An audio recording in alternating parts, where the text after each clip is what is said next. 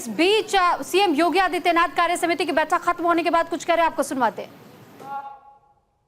2017, 2019 और 2022 में भारी सफलता प्राप्त करते हुए विपक्ष को उसकी वास्तविक स्थिति तक पहुंचाने का कार्य किया था और लगातार उस पर दबाव बनाए रखा था।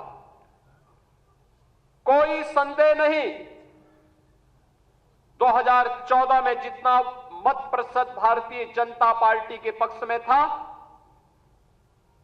2017 में जितना मत प्रतिशत भारतीय जनता पार्टी के पक्ष में था, 2022 में जितना मत प्रतिशत भारतीय जनता पार्टी के पक्ष में था, 2024 में भी आप सभी कार्यकर्ताओं के संघर्ष से, प्रयास से, प्रधानमंत्री मोदी जी के नेतृत्व में, माननीय राष्ट्रीय अध्यक्ष जी के नेतृत्व में भारतीय जनता पार्टी उतना वोट पाने में सफल रही।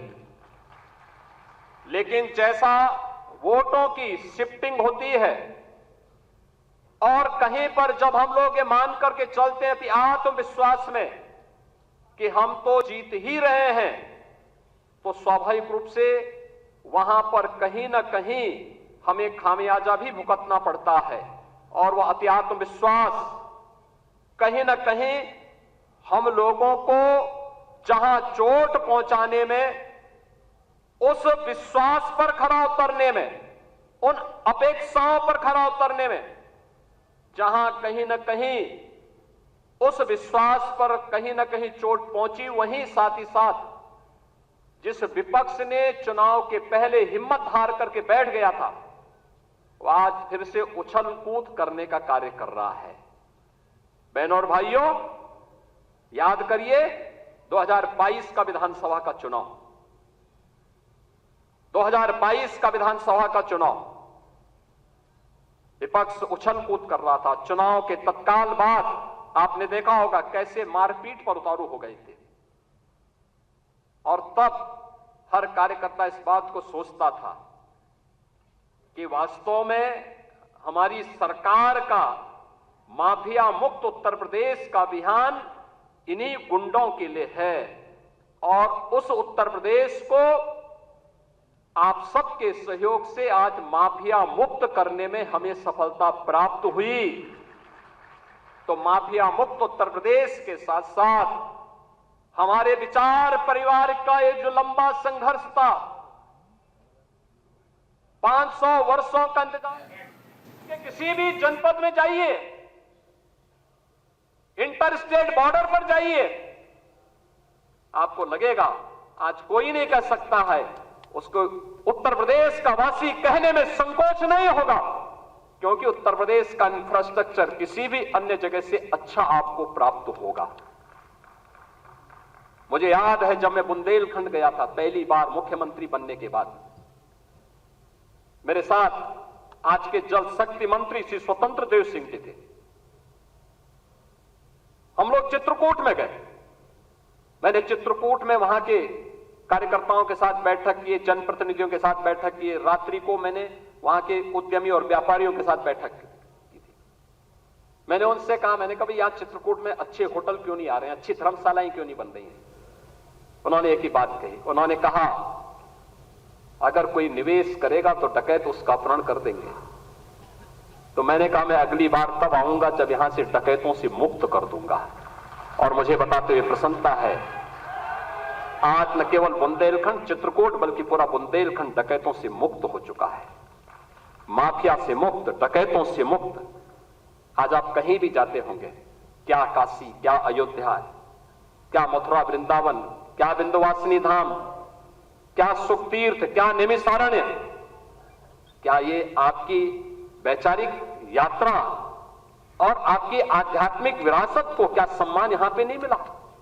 आजाद देश 1947 में हो गया था, ये काम 1947 में होना चाहिए था, ये कार्य उसके बाद होना चाहिए था। डॉक्टर लोहिया की विरासत को संभालने वाले लोग, जिस डॉक्टर लोहिया ने कहा था कि भारत की पहचान 3 महापुरुषों पर है। उन्होंने कहा था कि भारत तब तक भारत है जब तक भारत के अंदर राम, कृष्ण और शिव की पूजा होगी, तब तक भारत का कोई बाल बांका नहीं कर सकता है। और राम, कृष्ण और शिव की इस परंपरा को क्या इन समाजवादियों ने कलंकित नहीं किया था? क्या अयोध्या को लहूलुहान नहीं किया था? और क्या यही कार्य ये लगातार नहीं करते रहे? मुझे आश्चर्य होता है। राजूपाल की हत्या होती है प्रयागराज में, क्या राजूपाल पिछड़ी जाति के नहीं थे? उमेश पाल की हत्या होती है, क्या उमेश पाल पिछड़ी जाति के नहीं थे? भारतीय जनता पार्टी के विधायक कृष्णानंद राय की निर्मम हत्या हो जाती है, और कृष्णानंद राय के साथ गोलियों का शिकार होने वाले लोग कौन थे? एक रमेश पटेल थे, एक रमेश यादव थे, कोई अन्य पिछड़ी जाति का था। क्या इनको पिछड़ी जाति में नहीं मानते लोग? क्या क्यों नहीं इनके बारे में आवाज उठी? ये आवाज को तभी बल क्यों मिला जब भारतीय जनता पार्टी की सरकार हुई। और आज आप देखते होंगे इन माफियाओं के लिए फातिया पड़ने वाले लोग किस प्रकार से चिल्ला चिल्ला करके फिर से चुनौती देने की स्थिति में आए हैं। और इसीलिए तो हम कह रहे हैं कि मोदी जी ने जो कहा था वो करके दिखाया। सबका साथ और सबका विकास, लोक कल्याणकारी योजनाओं की किसी भी योजना में आप देख सकते हैं, क्या राशन की योजना, क्या मकान की योजना, क्या हर घर शौचालय की योजना, चाहे हर घर नल की योजना, चाहे आयुष्मान कार्ड या किसी भी अन्य योजना में, उज्ज्वला योजना की योजना हो, कोई भी योजना हो, क्या किसी के साथ कोई भेदभाव हुआ? जाति, मत, मजहब के आधार पर, चेहरा देख करके किसी के साथ भी कोई भेदभाव नहीं। ये सारी योजनाएं बिना भेदभाव के हर तबके को दी गई। और हमें आश्चर्य होता है, समाजवादी पार्टी की सरकार के समय कन्नौज के मेडिकल कॉलेज की चर्चा हुई। कन्नौज के मेडिकल कॉलेज का नामकरण बाबा साहब डॉक्टर भीमराव अंबेडकर जी के नाम पे था। समाजवादी पार्टी के तत्कालीन मुख्यमंत्री ने नाम बदल दिया।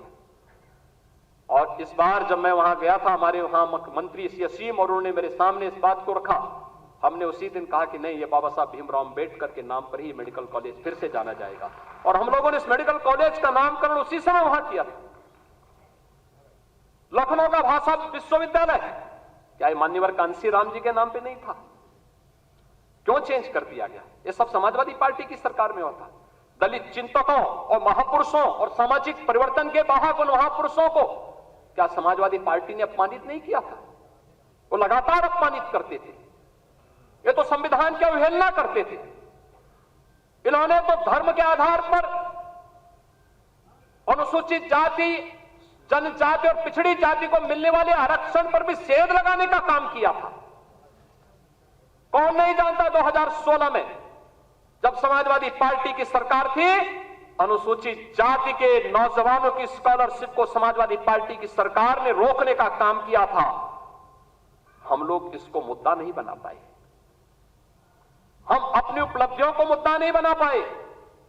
मोदी जी के नेतृत्व में पंचतीर्थ बने। नई संसद बनने पर, नई संसद में प्रधानमंत्री मोदी जी देश के पहले प्रधानमंत्री हैं जिन्होंने संविधान की मूल प्रति को अपने सिर पे रख करके नई संसद में स्थापित करने का काम किया था।